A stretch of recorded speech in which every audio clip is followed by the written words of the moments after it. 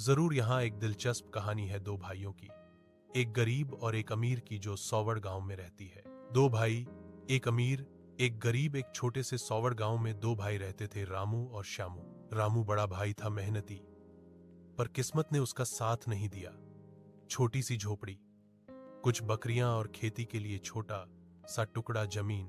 हर दिन सूरज के साथ उठता, खेतों में पसीना बहाता, पर गुजारा मुश्किल से होता। श्यामू छोटा था, समझदार और थोड़ा चालाक भी।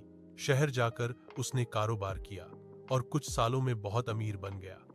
अब गांव में उसका बड़ा पक्का घर था, ट्रैक्टर, नौकर, चाकर सब। एक दिन रामू के घर में खाने को अनाज भी नहीं था।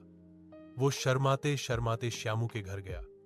बोला, भाई, कुछ दिन के लिए थोड़ा अनाज दे दो, बच्चों को दो वक्त की रोटी भी नसीब नहीं हो रही। श्यामू ने ठंडी सांस ली और कहा, भाई, मैं तुम्हारी मदद कर सकता हूं, लेकिन बिना काम के नहीं।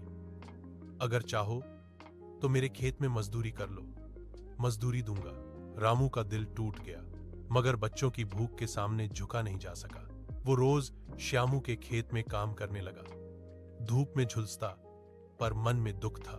कुछ महीनों बाद गांव में भारी बारिश हुई। श्यामू के बड़े खेत में पानी भर गया, फसल डूब गई। रामू का छोटा खेत, जो पहाड़ी के किनारे था, सुरक्षित रहा। उसने मेहनत से जो बोया था, वही अब सुनहरी फसल बनकर खड़ा था।